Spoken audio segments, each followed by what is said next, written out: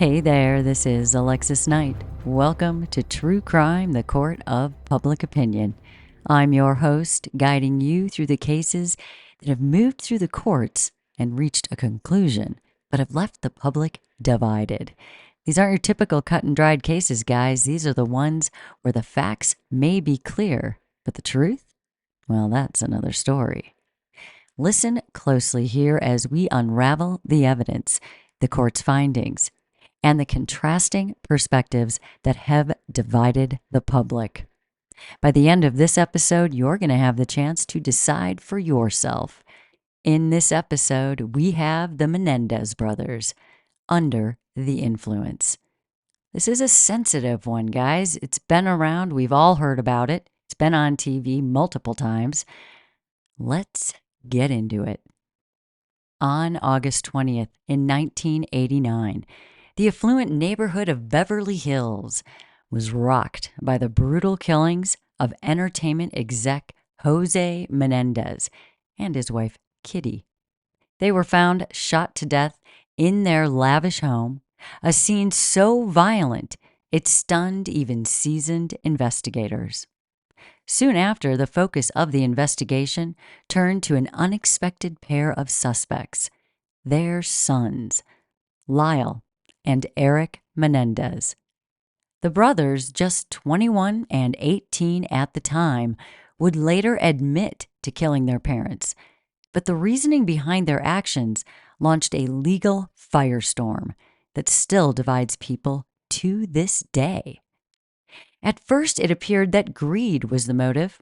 The brothers seemed to revel in their newfound freedom, spending lavishly on luxury cars, designer clothing, and high-end parties in the months that followed their parents' deaths. The public, well, they were quick to label them as cold-blooded killers, motivated by a thirst for wealth. However, when the trial began, an entirely different narrative surfaced, a narrative that painted the brothers not as greedy murderers, but as deeply traumatized young men who were trapped in a household rife with abuse. According to the defense, Lyle and Erik suffered years of horrible abuse at the hands of their father, Jose, with their mother, Kitty, allegedly turning a blind eye. The details were harrowing, with claims of physical, emotional, and sexual abuse that started in early childhood. The defense argued that these years of trauma created a sense of desperation and fear so overwhelming that the brothers saw no other escape but to kill. They described a household where terror and control reigned, suggesting that the murders were not born out of greed, but born of a twisted survival instinct, a reaction to the severe psychological toll inflicted by their parents. This narrative was controversial, to say the least, and sparked passionate opinions across the country. Some were horrified, unable to comprehend how two young men could turn on their parents with such violence. Others were sympathetic, seeing Lyle and Erik as victims whose actions, though brutal, were the tragic outcome of an unimaginable life. As the trial played out, people became deeply polarized, each side convinced of its own version of the truth. Were Lyle and Erik Menendez calculating murderers who committed an act of cold-blooded parricide? Or were they deeply damaged sons, driven to a breaking point by unthinkable abuse? It's an uncomfortable one, but it's one that we want to look at because people still cannot decide. Now, with recent developments and new interviews bringing this case back into the spotlight, questions remain. Could these revelations impact the brothers' chances at a new trial? And more importantly, should they, as society has become more sensitive to issues of trauma and abuse, many are reevaluating the original verdict. Does the influence of a traumatic past justify a crime of this magnitude? Or is it simply an attempt to shift the blame?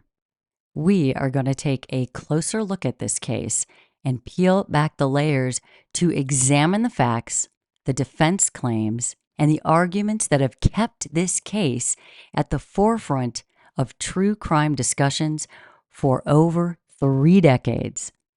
So listen closely, because in the end, you are going to have the chance to decide for yourself with more information. Was justice truly served here? Was this the right thing? Or is there more to the story? The Menendez brothers' case, it raises a question that remains as controversial as it is complex. Can abuse justify murder? When Lyle and Erik Menendez confessed to killing their parents, Jose and Kitty, public shock was immediate. This story wasn't a story of violent strangers or hardened criminals. It was a brutal crime committed by two sons against their own parents and in their own home. How could two young men from a wealthy, seemingly stable family carry out such a gruesome act? At first glance, the motive seemed clear. Greed. The kids want the money, right? It's an easy one. The prosecution argued that these brothers were just tired of living under their father's control, and they saw his death as the means to a life of financial freedom. In the months following the murders, the brothers did spend lavishly, purchasing luxury cars, expensive watches, designer clothes, and taking extravagant vacations. Many of this, I'm sure you've heard. These behaviors painted them in a cold, calculating light, fueling a narrative of entitlement and resentment. However, when this trial began, the defense team introduced a chilling new perspective: that Lyle and Erik Menendez, they were not ruthless killers, but victims of severe and prolonged abuse. They testified to suffering years of emotional, physical, and even sexual abuse by their father, with their mother allegedly complicit through her silence and neglect. According to the defense, the Menendez household was a place of terror, a space that trapped the brothers in a cycle of fear, helplessness, and pain. And if you've seen any of the footage from those trial days, you definitely saw how upset those boys were. You'd have to ask yourself, were they making that all up? This defense led to the heart of the debate. Did years of abuse drive the Menendez brothers to a breaking point where they believed violence was their only escape? Or was this a premeditated, opportunistic crime? The idea that trauma could lead someone to kill has always been controversial. People don't like to believe this. But the Menendez brothers' case, it takes it to another level. You can't really ignore this. It leaves the public and it left the jury with a dilemma that defies easy answers. The abuse claims were harrowing and struck a chord with some, while others found them just difficult to even believe. Lyle and Erik recounted stories of their father's alleged control, describing Jose Menendez as a man who saw his sons as possessions rather than children. Their testimonies outlined experiences of severe physical violence, emotional manipulation, and, most disturbingly, years of sexual abuse that began when they were young.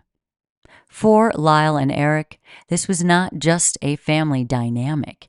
It was a prolonged nightmare from which they felt they had no escape. For those who believed the Menendez brothers' testimony, the explanation was simple. After years of suffering, the Menendez brothers reached a psychological breaking point. The defense argued that their childhood trauma left them scarred, fearing for their lives daily, and that the murders were born out of this intense psychological strain. A desperate act to protect themselves from what they perceived as an endless threat. According to this view, Lyle and Erik acted in self-defense, albeit in an extreme and tragic manner. Yet, to the prosecution and many others, the abuse allegations just seemed like it gave them an opportunity. They argued that these claims were invented, or maybe exaggerated, to gain sympathy from the jury and the public. Pointing to the brothers' spending spree after the murders, prosecutors painted a picture of two cold-blooded killers motivated by financial gain. And they claimed that Lyle and Erik concocted a story of abuse as a last-ditch attempt to avoid punishment. This conflict in perspectives, one of the desperate self-defense versus calculated greed, added a layer of complexity that divided the public for sure. Were Lyle and Erik victims pushed to the edge because of unimaginable trauma? Or did they manufacture a tragic backstory to excuse an act of brutal betrayal? This tension remains one of the most polarizing aspects of the case, a question that continues to elicit strong opinions. Adding to the complexity is how public perception and media shaped this story. As the trial unfolded, it became a media spectacle, like all these cases do. Broadcast daily on court TV, viewers followed every detail, and headlines began to shift from the crime itself to the brothers' behavior in the aftermath. The image of two young men from a privileged background, spending lavishly with little apparent remorse, dominated the coverage, and it cast a shadow over their claims of abuse. The media, in effect, became a third courtroom, where the brothers were largely portrayed as unfeeling, manipulative killers. Now, the Menendez defense team, they argued that this media portrayal, it ignored the psychological nuances of trauma. A lot of people don't understand trauma, which makes people want to shy away from it as a reason for anything. But the defense suggested that the brothers' post-murder behavior, it was a coping mechanism, a way of dissociating from the violent act they had committed. Trauma, they argued, affects people in unpredictable ways, often causing them to make irrational or seemingly emotionless choices. In their view, Lyle and Erik's spending spree, it wasn't a sign of guiltlessness, but of two minds that were struggling to cope with years of abuse compounded by the gravity of their own actions. This media-fueled narrative, though, became a key factor in shaping public opinion because everyone's watching the story. And for many, the idea that the brothers could casually spend their parents' money seemed at odds with their claims of fear and desperation. And yet, as society's understanding of trauma has evolved over the years since this happened, so has the conversation around the Menendez case. The perspectives today are very different than what they were a long time ago. Modern perspectives on mental health and trauma suggest that long-term abuse absolutely can fundamentally alter a person's behavior, leading some to believe that the brothers acted under the severe influence of their past. So we are left with these burning questions. Did Lyle and Erik Menendez act out of a deeply ingrained fear influenced by years of trauma? Or did they create a story of abuse to excuse a calculated act of parricide? We're going to explore the evidence and the arguments on both sides to see what truly lies at the heart of this case. The events leading up to August 20th, back in 1989, guys, they paint a picture of something very complicated and deeply unsettling for this family. Now, on that evening, Jose and Kitty were found shot to death in their Beverly Hills mansion, a crime scene that, by all appearances, seemed to signal a brutal home invasion. But suspicion quickly turned to the two people closest to them, their sons, Lyle and Erik. The investigation would reveal a mix of shocking confessions, family secrets, and a narrative that has divided opinions ever since. In the months following the murders, Lyle and Erik seemed to lead lives of carefree indulgence. They spent significant sums on sports cars and clothing and expensive vacations. This was a shock to friends and family. Their behavior raised eyebrows and quickly drew the attention of investigators who also saw this as suspicious and a potential sign of guilt. Why, people wondered, would two young men behave in such a way after their parents' tragic death? As detectives dug deeper, they found cracks in the initial story the brothers had presented, and eventually Erik would confess to his therapist, leading to a confession from both brothers that they had, in fact, killed their parents. But this is where the case it begins to veer into complicated, murky territory, right? It's right here. And during their trial, the brothers claimed that their actions were the result of years of severe and continuous abuse inflicted by their father. They painted a picture of a man who was controlling and ruthless, allegedly subjecting them to physical and sexual abuse starting at a young age. They testified that Jose used fear and violence to maintain control over them, leaving them with lasting psychological scars that prevented them from feeling secure or even autonomous within their own home. The brothers described their mother, Kitty, as distant and neglectful, often allegedly turning a blind eye to this abuse, struggling with her own emotional issues that rendered her unable or unwilling to intervene. The picture painted by Lyle and Erik was one of a household where fear was the ruling force, and any semblance of safety, well, that was non-existent. The brothers' defense argued that on that night of the murders, they feared for their lives. They described a confrontation with their father in which they believed he was preparing to kill them in order to prevent the family's darkest secrets from coming to light. Driven by what they claimed was self-preservation, they allegedly saw no other choice but to act preemptively, to take their parents' lives before their own were taken. It was, according to them, a tragic act born from desperation, a last-ditch attempt to escape what they described as a living nightmare. Yet this narrative of abuse was not universally accepted, and for many, it seemed implausible. The prosecution cast serious doubt on the brothers' story, questioning whether the abuse they described was exaggerated or entirely fabricated in order to manipulate the jury. They argued that the Menendez brothers wanted freedom, not from abuse, but from their father's authority over their lives and their finances. Prosecutors pointed to the lavish spending that occurred after the murders, suggesting that their behavior showed a distinct lack of remorse, which did not align with their supposed trauma.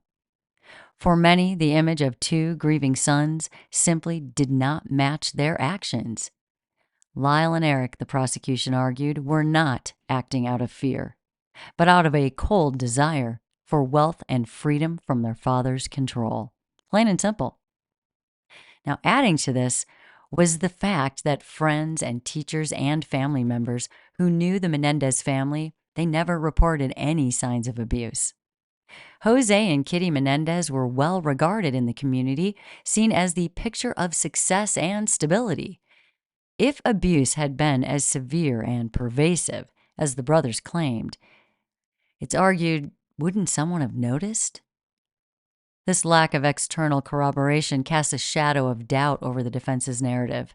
Some questioned whether the Menendez brothers, having grown up in a wealthy home, high expectation environment, had simply reached a breaking point from that and had a desire for autonomy that ended in a horrifying act of violence. However, let's move to today, because modern understandings of trauma suggest that abuse can indeed be hidden. We find out that there's a battered woman out there that we never knew what was happening. This happens all the time, but we couldn't apply it here. People just did not want to. But like I said, moving to today, we know abuse can be hidden, especially in high-profile families. where maintaining appearances is often paramount. This new lens adds complexity to this case, casting doubt to the simplicity of the prosecution's narrative. Is it that cut and dried? I mean, could it be that the brothers truly did endure years of unreported trauma, suffering in silence because of their family's social status and fear of exposure? And if so, should this change how we view their actions? Would you think of this case the same today? Moreover, the media's portrayal of Lyle and Erik as spoiled rich kids, uncaring, unsympathetic, that of course influenced public opinion heavily. Their lavish spending in the aftermath was seen as, some think, confirmation of their guilt by the public, who found it difficult really to reconcile this behavior with a story of abuse and desperation. People expected to find them curled up in the fetal position in their closet. Yet some mental health experts argue that trauma can manifest in very unexpected ways, sometimes leading victims to seek comfort in material indulgence or to act out as a means of psychological escape. Could the brothers' post-murder spending spree be a complex trauma response, rather than the cold-blooded indulgence it appeared to be? The question of whether or not abuse can justify murder is a very difficult one, and the Menendez case stands as a particularly complex example.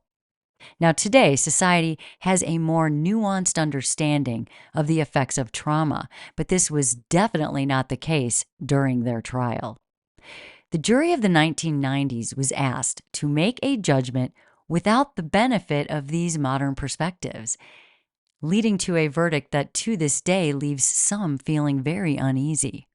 It's a case that challenges the boundaries of the law and our own understanding of justice, leaving us to wonder, did the Menendez brothers receive a fair trial? At the end of the day, guys, Lyle and Erik Menendez were found guilty. They were sentenced to life without parole for the murders of their own parents. The story didn't end there, and it doesn't end there still. With new documentaries and interviews revisiting this case, the public is once again engaged and confronted with these difficult questions. Are these brothers monsters, or are they victims? Victims who took the only action they believed they could do to save them. Could a new trial with today's understanding of trauma have led to a different outcome? Ask yourself that. In this examination here, in this episode, we're going to dive into these factors, explore both sides of the argument. You're going to hear the prosecution's points, the defense's pleas, and as always, you're going to be left to decide if justice was truly served here. Okay, so let's take a look at the facts, all right? Now, on August 20th, like I said, 1989, the affluent neighborhood of Beverly Hills was rocked by the murders of Jose and Kitty Menendez. Found in their mansion, they were shot multiple times, and it was a scene so violent that the initial theory suggested a robbery gone wrong. This is what it looked like, and everyone was okay with that. But then the suspicions turned to the sons, and what followed was an investigation that exposed family secrets, and it launched a case that has continued to captivate and divide public opinion for decades. All right, so in the months following the deaths, like I said, Lyle and Erik, 21 and 18, they appeared to move on shockingly fast. They used their parents' fortune to buy luxury cars, designer clothes, Rolex watches, and took those vacations. And for many, this behavior was very puzzling at best, suspicious at worst. Their decisions raised questions about their emotional state, about their motivations, especially when authorities began to explore the possibility that they could have been responsible for the murders. Why, people wondered, would two young men indulge in a spending spree after losing their parents under such violent circumstances? And maybe that's where we need to start. Before we just look at it and say, If they were upset, they wouldn't spend the money. How does the spending of this money and all that they did really fit on either side? They're in Beverly Hills. They're being watched. This is a murder case. Buying cars and watches and taking trips is definitely going to get noticed. Would you be in your right mind? Could that explain that? And certainly, if you were very upset that your parents died, would you be spending that money? It's kind of hard to see it on both sides, but it certainly fits one way better than the other.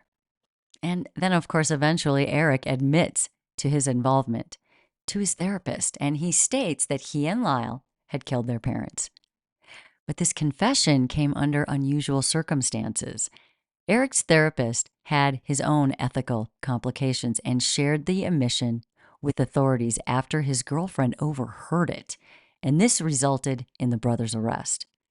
Did you know that fact? But far from the open and shut case this might suggest, their story took a dramatic turn as the brothers detailed a complex and disturbing narrative of alleged abuse, one that people did not expect. The abuse allegations presented by Lyle and Erik, they were chilling. They described their father, Jose, as controlling, abusive, and ruthless, subjecting them to severe physical and emotional abuse for years. They went on so far as to allege that the abuse was also sexual and that their mother, Kitty, she either ignored the signs or was too consumed in her own struggles to intervene. According to the sons, their household was dominated by an environment of fear and control, a place where they felt they could never escape or find safety. For some, this narrative cast the brothers in a different light. They were no longer perceived solely as parasital young men, but instead potentially as victims of profound abuse who were driven to a breaking point. Their defense team argued that their actions were not born from hatred or greed. They were out of desperation, a tragic culmination of a lifetime of suffering and psychological damage that led them to believe that killing their parents was really the only way to free themselves and to be safe. However, many found this story very difficult to believe because it's tough, right? Anyone can just make this up. The claims of abuse, as severe as they were, they lacked any physical evidence, any outside witnesses. Friends and family who knew the Menendez household described it as stable and very successful, something very far from the twisted environment the brothers portrayed. How, they wondered, could such extreme abuse go so unnoticed? Well, the prosecution seized upon this doubt and suggested the abuse claims were fabricated or exaggerated and designed to manipulate the jury's sympathy. Further casting doubt was the brothers' lavish behavior following those murders, all that spending. The cars, the trips, the clothes, none of that aligned with a narrative of traumatized, desperate sons who are acting out of survival. Doesn't match.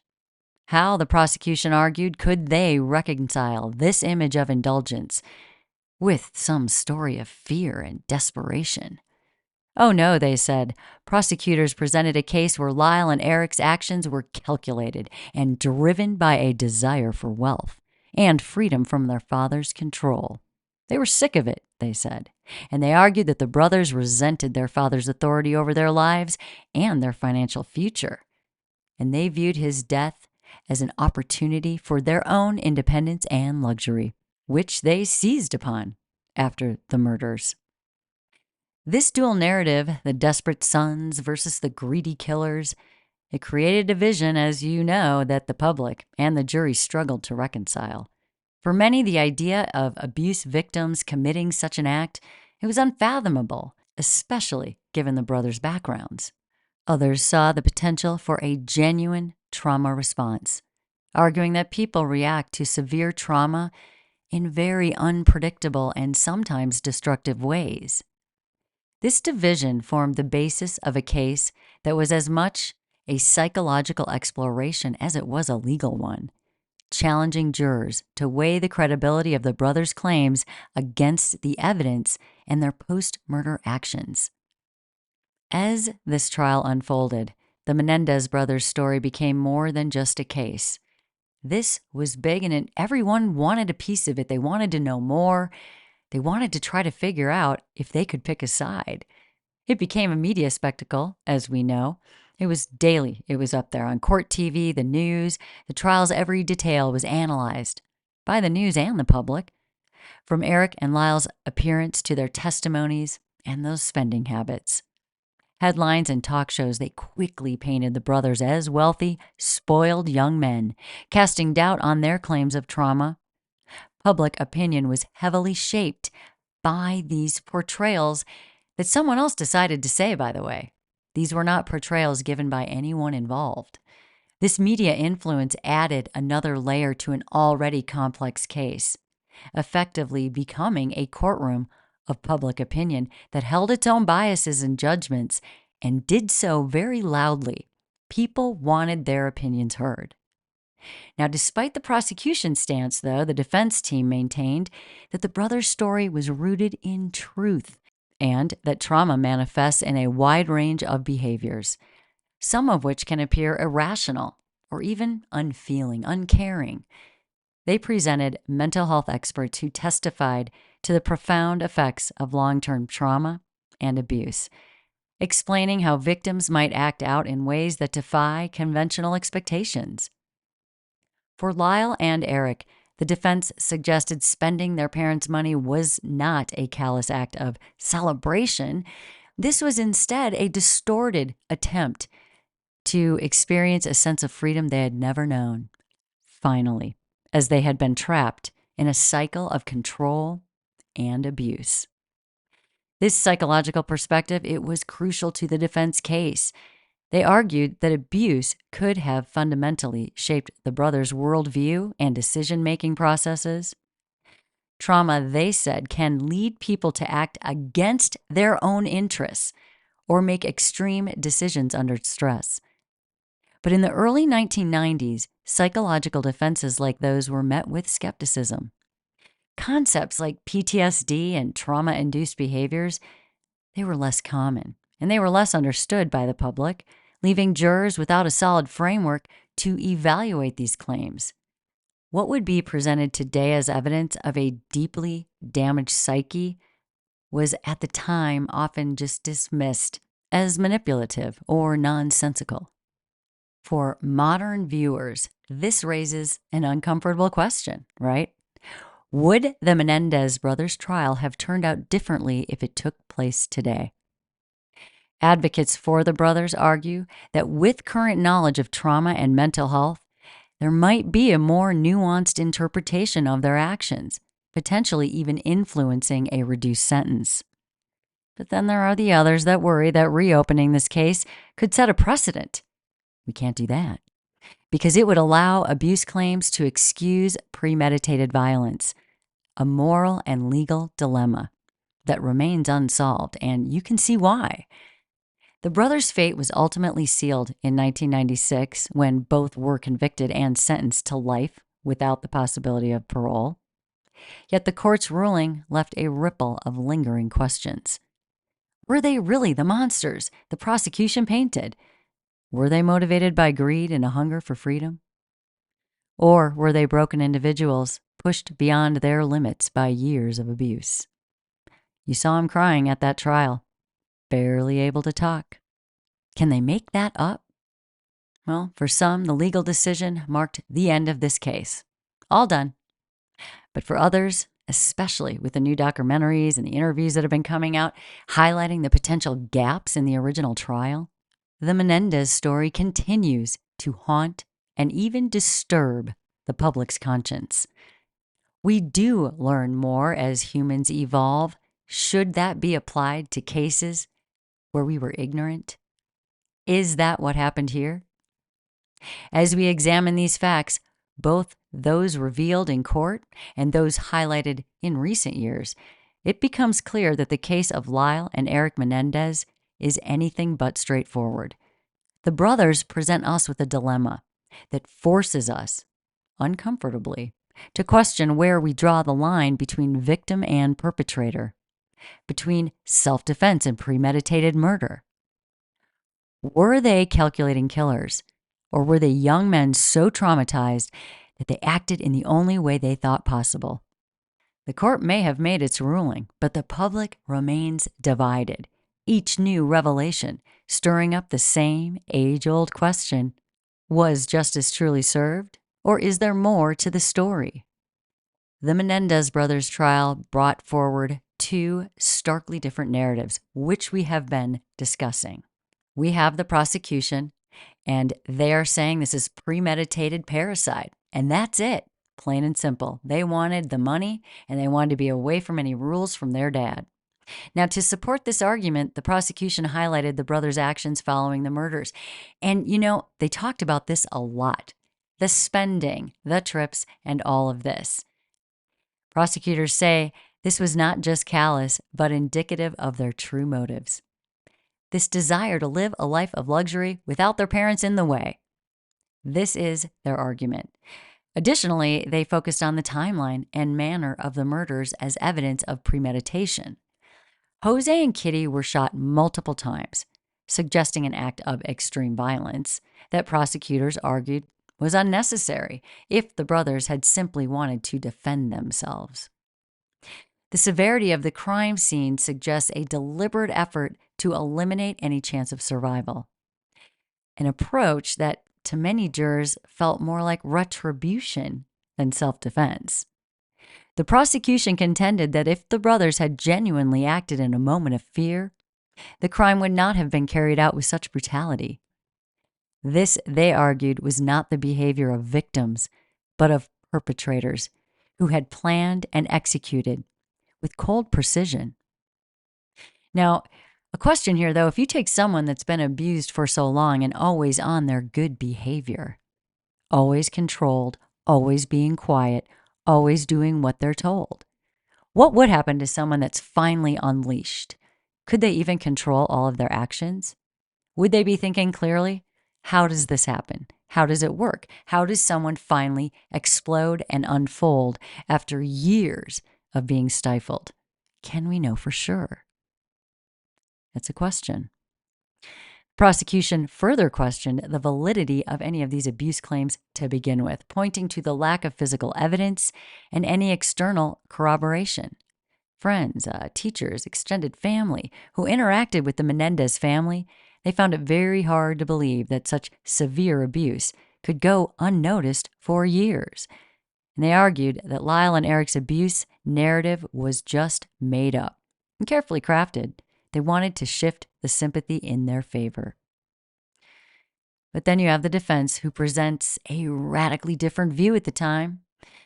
They say everything is rooted in those years of alleged trauma and the psychological damage that happened because of it. According to their side, Lyle and Erik were not driven by a desire for wealth, but they needed to escape what they described as a life of unrelenting abuse, and they couldn't take it anymore.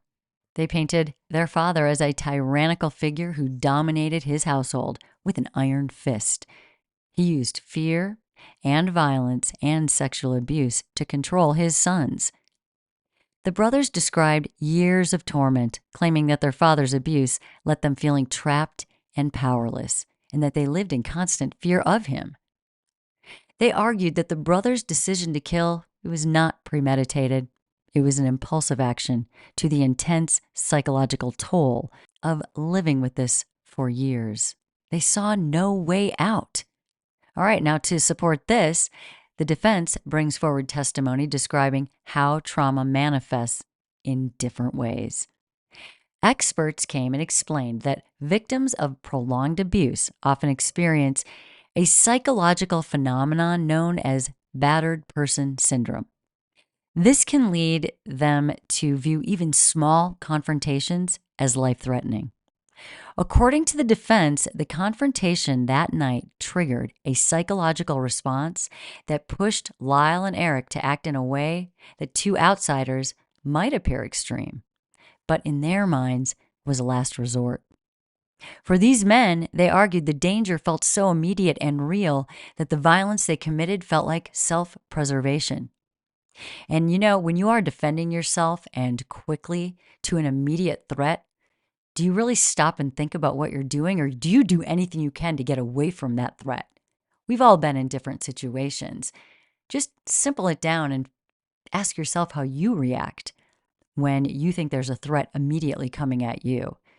You might react and save yourself. Again, this trauma mind might have seen it that way. That's what the defense says. And in addition, to reinforce all of this, the defense also provided additional testimony describing how trauma can shape a victim's sense of reality. Experts spoke about how victims of severe and repeated abuse often feel entrapped, and their perception of danger is heightened to an overwhelming degree. For Lyle and Erik, the defense argued, this entrapment was like a prison with no escape, affecting their mental state so deeply that they saw no option but violence. It was the only way to fight back. According to this view, the violence they inflicted, it was not an act of free will, but a desperate reaction conditioned by years of trauma, conditioned by the parents that they killed.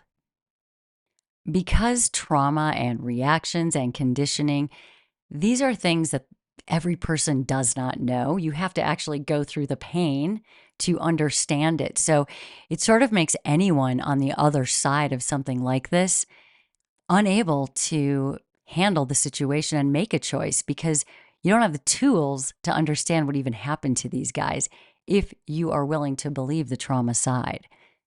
If you want to go with the murder side, of course, that's a lot easier. These were rich kids living in Beverly Hills. We've heard of incidences where kids from Beverly Hills do feel like they're owed more than maybe they deserve. Is that the case here?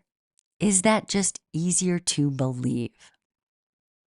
As this trial came to a close, the weight of these arguments, it left the public and the jury in deep conflict, as you can imagine. Some viewed those brothers as victims of a tragic past, and others saw them as entitled killers. The court's ruling brought a legal conclusion, but for many, the moral question remained unresolved, leaving this case as one that defies a simple answer. Especially back then, and still today, right? Let's go over what's been happening while they are in prison, okay? 3 decades.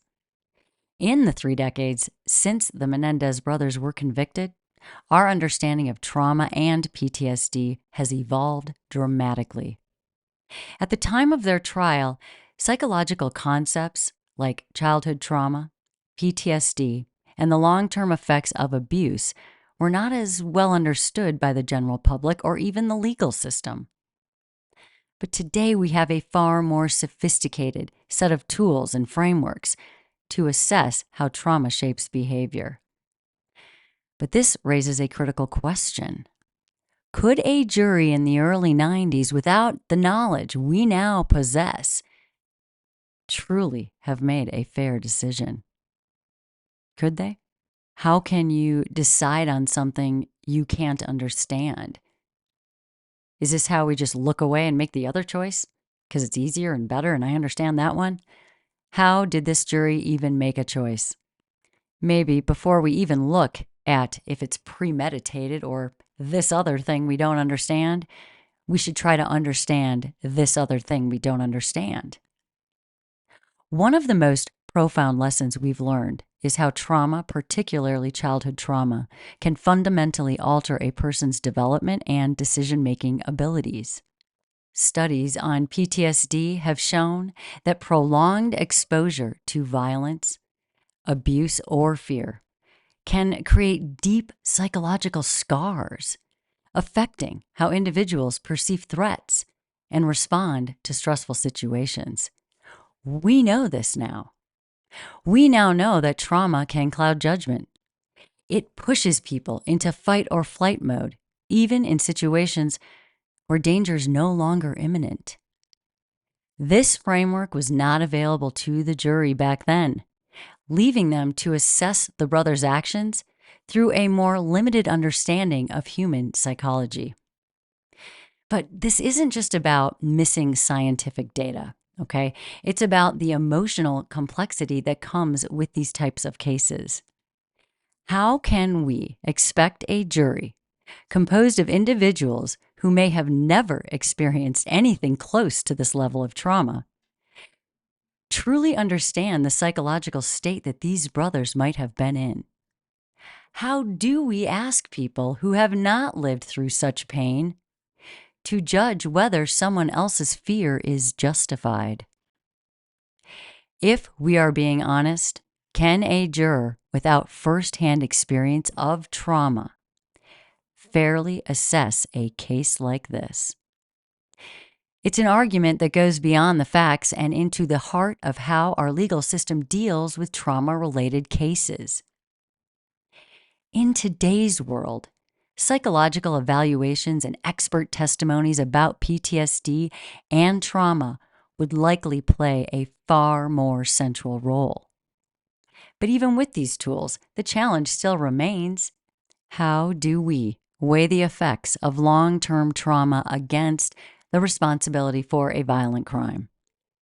Should we view the Menendez brothers as victims who acted out of fear, or should their actions still be seen as premeditated murder? The public's perception of trauma has shifted in the last 3 decades, but the debate remains intense. Are we any closer to understanding how to balance the weight of past abuse with the consequences of present actions? This case also forces us to ask whether the legal system is equipped to handle cases involving severe psychological trauma. If a jury cannot fully comprehend the effects of PTSD, can they make a fair judgment?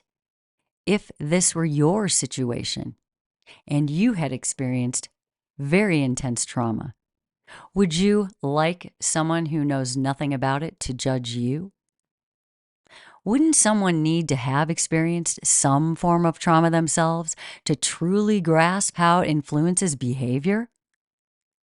This leads to an unsettling realization that perhaps the very structure of a trial like this is flawed. How do we expect an ordinary citizen or citizens with no personal or professional background in trauma, something that is psychological in the brain, something you need to experience or study deeply, how can we expect them to decide on something so complex and deeply rooted in the human psyche? In recent years, documentaries and new research have reopened public interest in the Menendez case, leading to many questions and leading many to question whether they received a fair trial at all. While some argue the brothers were cold-blooded killers, others still see them as deeply damaged individuals whose actions were influenced by their abusive upbringing. And as society's understanding of trauma continues to evolve, this case reminds us that justice is rarely straightforward. It is not perfect. Can we honestly say that the jury, untrained in trauma psychology, was in a position to render a fully informed verdict and send young men to life in prison with no chance of getting out? Or is this a case where the legal system, with all its rules and procedures, simply was not equipped to handle the complexities of trauma, and no one wants to admit it? As the possibility of a new trial looms, these are the questions that must be asked. We now have the psychological insights to understand trauma better, but the challenge still remains. Can we ever fairly judge someone whose actions are shaped by a lifetime of pain and fear? At the end of the day, the Menendez brothers case leaves us with more questions than answers. We've explored the layers of this trial, from the media's influence and the conflicting narratives of greed versus survival, to the evolving understanding of trauma and how it impacts the human psyche. But here's the most difficult question: how can anyone truly decide the fate of 2 young men who claim they were driven to commit an unimaginable act by years of abuse? If you're still unsure where you stand, that's completely understandable. This case is not clear-cut. On one hand, you have the brutal killings of two parents. That's just what it is. Jose and Kitty Menendez. They were shot multiple times in their own home. The crime is undeniably horrific, and it's easy to feel repulsed by the violent nature of what happened, of course. But on the other hand, we have Lyle and Erik, two sons, who, if their story is true, they were subjected to years of horrific abuse, both physical and sexual, at the hands of their own father, with a mother who was not there. They say their actions were driven by a desperate need to escape that nightmare. The court made its decision. Lyle and Erik Menendez were sentenced to life in prison without the possibility of parole. But as we've seen, the court of public opinion, it remains divided. Deeply divided. And now, with decades of new understanding about trauma and PTSD, many are starting to question whether the brothers' actions were influenced in ways that the legal system at the time just could not fully comprehend. So here's where you come in, listeners. Should the Menendez brothers be seen as victims of a controlling, abusive father who acted out of fear and trauma? Or were they simply opportunistic young men who took advantage of their situation, manipulating the narrative of abuse to justify their actions? Is there space to hold both perspectives at once? This case asks us to confront the uncomfortable reality of trauma. It asks whether anyone who has not experienced it firsthand can truly judge those who have. Should we have expected a jury in the 90s, people who likely knew very little about the effects of childhood trauma or PTSD, to make a fully informed decision? If the trial were held today, with our current understanding of how trauma affects behavior, ask yourself, do you think the outcome would be the same? As you reflect on everything you've heard today, consider the following. How do you balance accountability with compassion? Where does personal responsibility end and the influence of trauma begin? And most importantly, was justice truly served in this case? Or is there more to the story that deserves to be reconsidered? In the end, the court may have made its ruling, but your opinion matters too. What do you think? Should the Menendez brothers' story be revisited in light of what we now know? Or does their crime stand as unforgivable, regardless of their past? And that's the case. Now it's time for you to make a choice. If you can make a choice. Thank you for joining me in True Crime, the Court of Public Opinion. Stay safe out there, guys. Stay out of trouble. Stay curious. Until next time, this is Alexis Knight.